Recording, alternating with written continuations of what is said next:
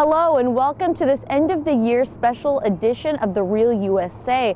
On today's show, we'll look back at the biggest events that happened in the United States in 2014. This is just the first of a three-part Year's End special. On today's show, we'll focus on racial discrimination and police brutality, two topics that made huge national headlines in the United States this year. I'm Alexandra Hall. As you watch this special edition of The Real USA and you want to share your comments and suggestions, just send us a tweet at Telesur English.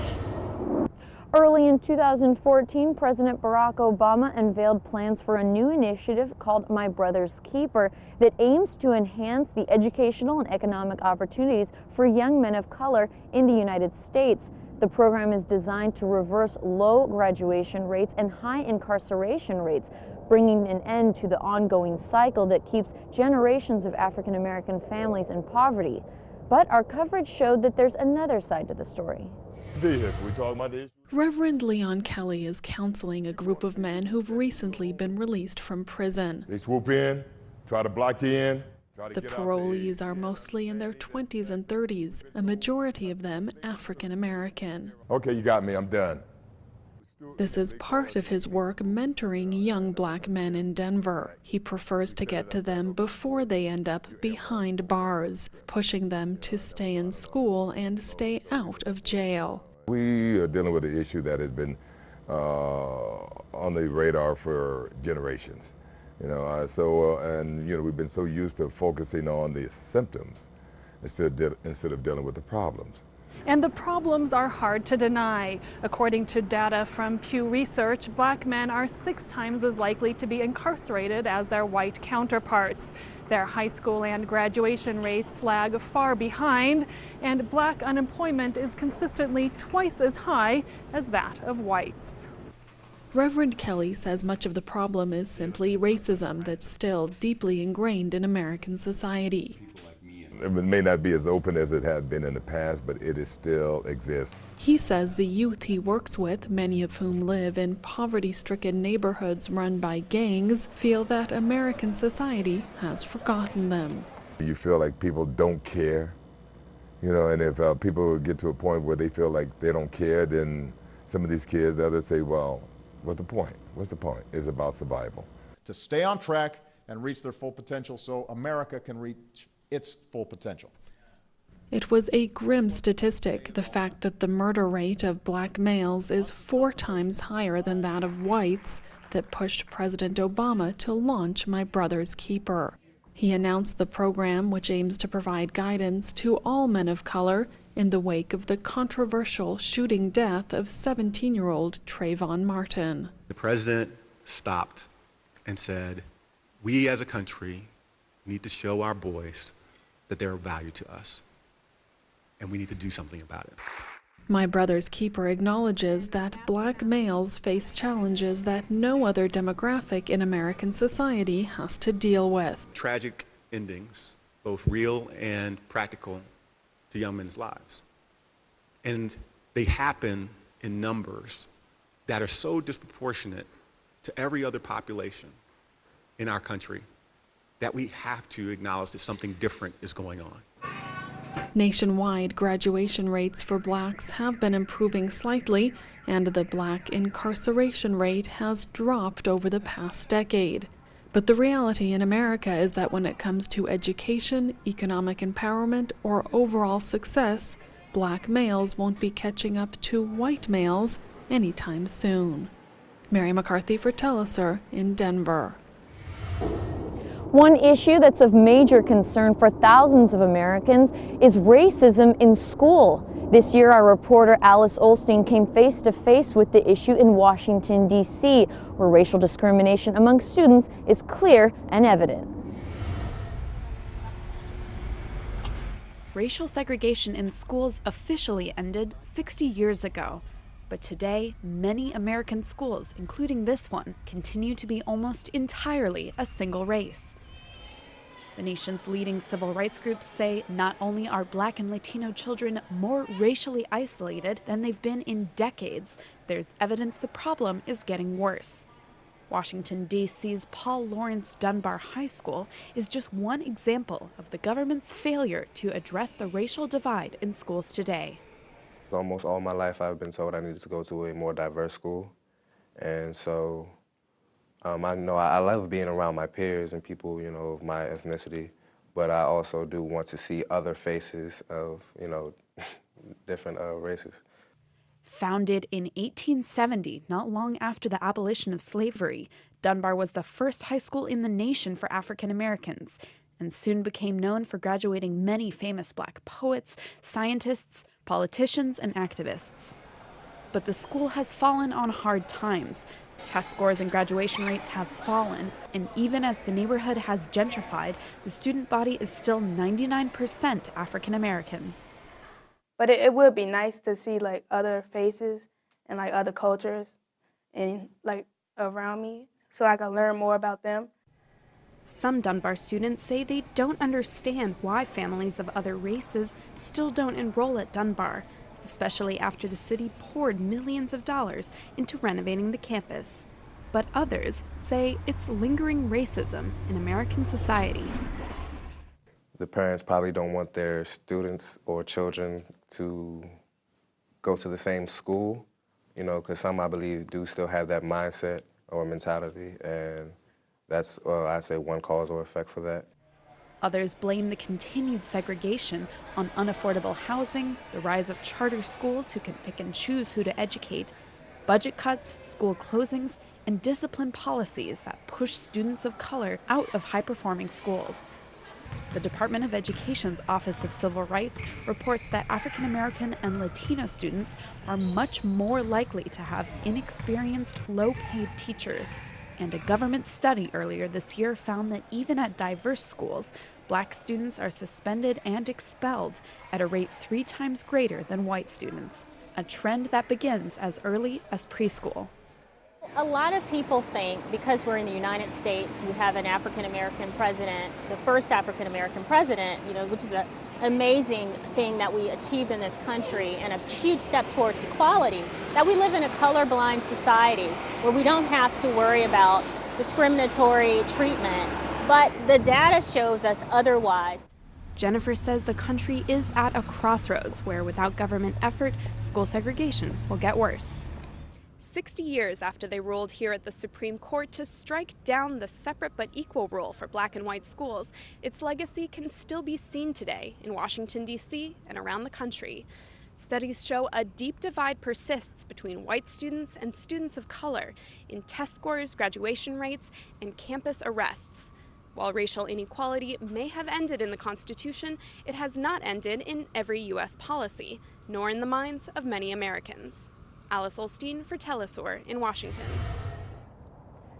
At least 24 U.S. states currently have self-defense laws on the books. One of them is Florida, where residents are still rejecting the Stand Your Ground law. The controversial legislation made national news after the death of an African-American teenager, Trayvon Martin. Aisa Garcia brought us the story.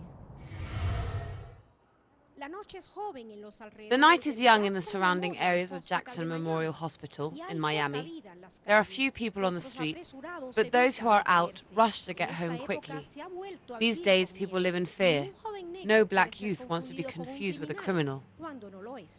Well, what I know about it, it's not equal rights. You can use it at any time and say someone, is trying to kill you, and then you just retaliate by killing them. And the courts, they don't send the other person away. Tampoco le hicieron justicia a Trayvon Martin, otro joven negro víctima de la ley estatal. Neither did Trayvon Martin receive any justice, another young black victim of the law Stand Your Ground. This law allows a person to use deadly force against another when they feel their life is in danger. George Zimmerman used this argument in February of 2012 when he killed Trayvon Martin of 17 years old. 2012 y hoy sigue en las calles. Un jurado de Stanford lo declaró inocente. It's all about skin color. The blacks never going to get the fair ground. They're all going to be the cause. They never get to see justice because the color of the skin. Pretty much that's what I feel. In Alapata, another community of Afro-Americans, they say there are wounds that never heal. It seemed to be a little, uneven. It was like, I don't know, it was wrong, you ask me. I think the guy was dead guilty and he got away with it. There are people who claim that you can shoot a black person and go unpunished. Indeed, this law has attracted a great deal of controversy, while hundreds of people continue to die on the streets of this state. In a further 29 states, similar laws have been approved that permit the use of lethal force to defend a place of residence. But in Florida, this law is also a cover-up for those who shoot and kill. In order to reverse this reality, this man affirms that the Afro-American community must continue to fight to repeal the Stand Your Ground law. No. I think it's disgusting. I think it's one of the worst laws they could ever made, because it's like giving people the right to do what they want to do by that standing ground law. It is not right. It's not. It's not right. That's like giving the people the opportunity to do what they want to do. This lawyer insists that many of these crimes continue to go unpunished. And it's become really a hot-button issue here in Florida because of the George Zimmerman trial, and especially if it affects minorities, such as, African American. The way the law is written, I think it gives too much liberty to people to do the wrong thing, and I think people take advantage of it. And I think that people can use this law in any case. In any case where there's physical violence, they could say, oh no, I was just standing my ground. And if the other person doesn't survive to tell their story, then these guilty people will walk free. To date, National Congress has yet to plan a repeal of this law, as well as the law that permits the possession of firearms, one of the most permissive laws of the whole of the United States. In some states since 1987, citizens are allowed to carry firearms in their car, weapons they can get hold of without needing to fulfill waiting periods outlined by federal law. The right to a weapon for self-defense is something that politically people wish to abuse of in one way or another. It is simply a method to protect yourself and your family. It is one of the most efficient ways to do so. That it is giving gun owners an excuse or a license to shoot anybody. And the problem is that people that are injured, or their family members who are really the victims, because usually when these people get shot, they're now dead, and so they can't speak for themselves. So the problem is that it's the person's word against the dead person. And the dead person obviously can't say anything.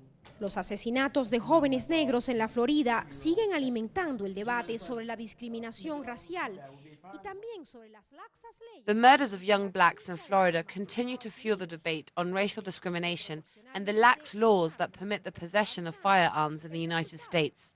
The result? Some 30,000 people are killed by guns every year, while nearly 60,000 result in injuries.